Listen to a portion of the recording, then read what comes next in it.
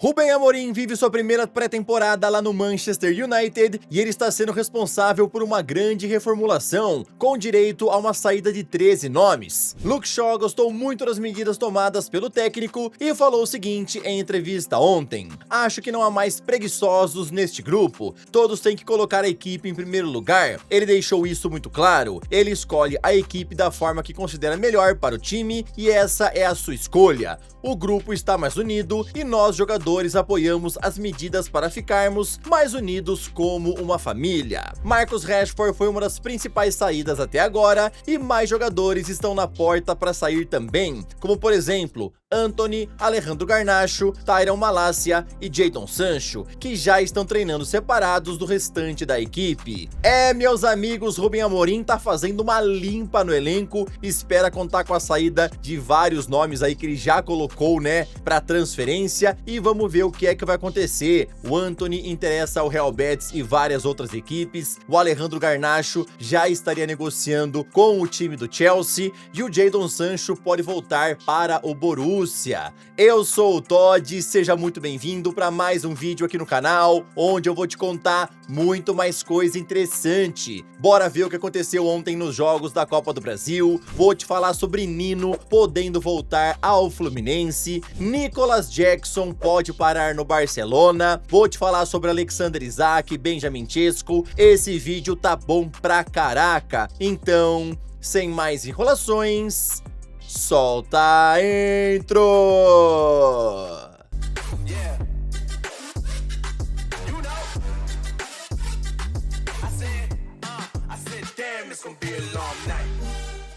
Ontem, CSA e Vasco fizeram um jogo bem movimentado pela ida das oitavas de final da Copa do Brasil, porém o placar não saiu do 0 a 0. Bahia venceu o Retrô por 3 a 2 lá na casa de apostas Arena Fonte Nova, com direito a 2 gols de Lúcio Rodrigues e mais um de William José. Assim eles podem empatar o jogo de volta, que ainda avançam às quartas de final. Cruzeiro até que tentou, mas parou no goleiro Matheus Albino do CRB, que estava inspirado e fez várias defesas. Por conta disso, o jogo terminou no empate sem gols. Everaldo marcou 2 vezes e comandou a vitória por 2 a 1 do Fluminense em cima do Internacional lá no Beira-Rio. Assim, o time de Renato Gaúcho abre uma boa vantagem para o jogo de volta, pois precisa de apenas um empate na semana que vem para avançar às quartas de final. Corinthians venceu o Palmeiras por 1 a 0 lá na Neoquímica Arena com um gol de Memphis Depay, e um empate na semana que vem é o suficiente para o Timão avançar às quartas de final. Lembrando que no final do jogo ainda teve gol de Maurício, mas o juiz deu impedimento milimétrico e isso daí gerou muita reclamação da torcida palmeirense nas redes sociais. John Textor ontem fez uma proposta oficial para recomprar o Botafogo e assim separar o time da Eagle Holding. O portal GE informou que os valores oferecidos ainda são mantidos em sigilo, mas entende-se que seria por mais dos 400 milhões de reais gastos quando a Eagle comprou o clube em 2022. Afinal, hoje em dia o Botafogo estaria bem mais avaliado. Lembrando que John Textor continua sendo dono da Eagle, portanto é uma negociação dele com ele mesmo, mas o norte-americano trata tudo isso com a Ares, porque quando ele comprou o Lyon, ele deu as ações do Botafogo como garantia à empresa. Completando aí sobre o Botafogo, né, eles estavam negociando a contratação do atacante Rafa Mir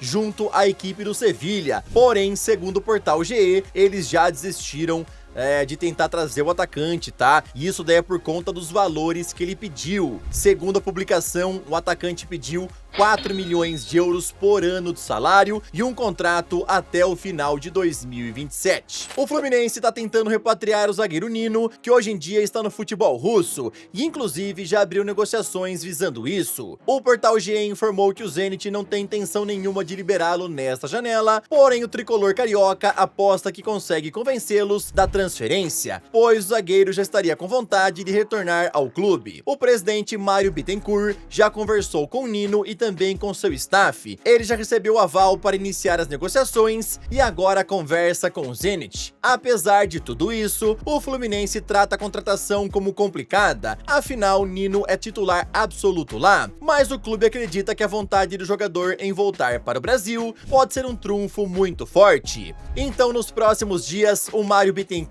deve colocar a proposta no papel e enviar à equipe do Zenit. Nino topa voltar à equipe do Fluminense e vamos ver se o Zenit vai ser convencido a liberá-lo. Agora, rapidão, queria te pedir aquela moralzinha bem rápida, tá bom? Deixa o like, se inscreve no canal e também ativa o sininho. Aqui sempre tem vídeos novos pra te deixar muito bem informado em relação ao mundo do futebol. A novela de Victor Osimhen finalmente chegou a um fim, pois ontem ele foi anunciado oficialmente pelo Galatasaray, clube onde já jogou emprestado na última temporada e agora chega em definitivo. Serão desembolsados 75 milhões de euros junto ao Napoli para contratar.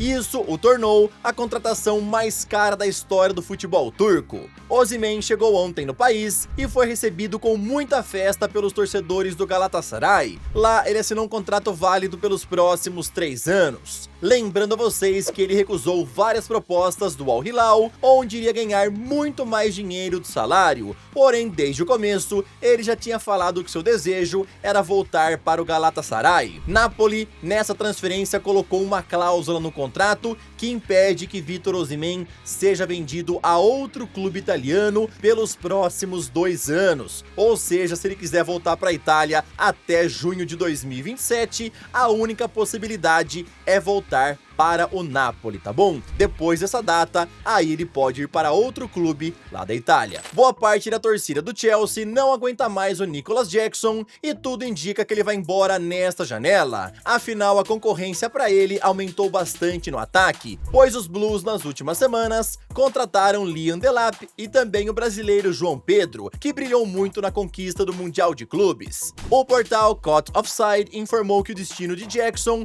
pode ser nada mais nada menos que o Barcelona, e isso porque os catalães se interessam em trazê-lo para ser reserva de Lewandowski. A ideia é iniciar as conversas nos próximos dias para tentar fechar o empréstimo do jogador, porém o time de Hansi Flick enfrenta a concorrência do Napoli e de times da Premier League que também estão de olho no atacante. O Chelsea não se opõe a liberá-lo e só está aguardando as ofertas. Nós sabemos muito bem, né, que o Barcelona tem um histórico de jogadores contratados totalmente de forma desnecessária e muitos torcedores aí do Barça estão contra essa possível contratação do Nicolas Jackson. Não querem ver o cara chegando lá, tá? A ideia é que ele chegue para ser reserva do Lewandowski e vale a pena lembrar que o polonês tem proposta para se mudar para a Arábia, porém ele quer cumprir o contrato dele até o final com o Barça. E aí, torcedor catalão, o que você pensa a respeito de Nicolas Jackson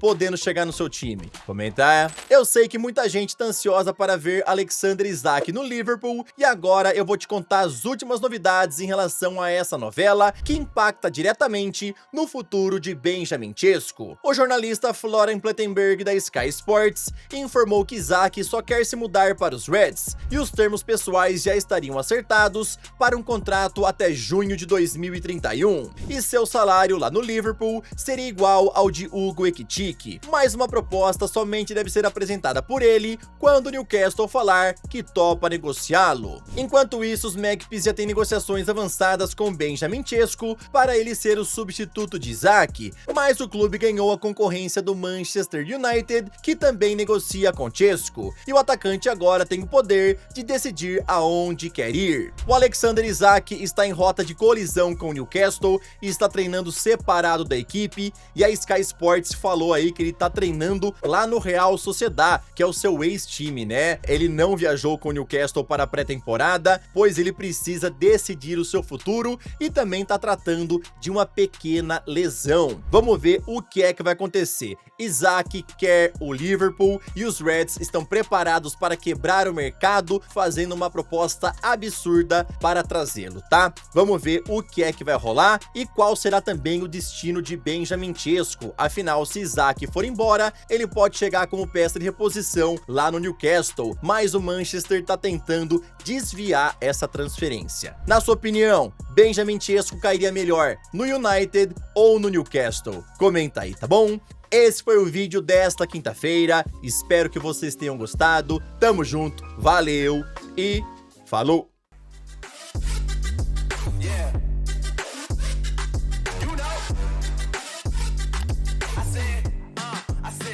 It's gonna be a long night.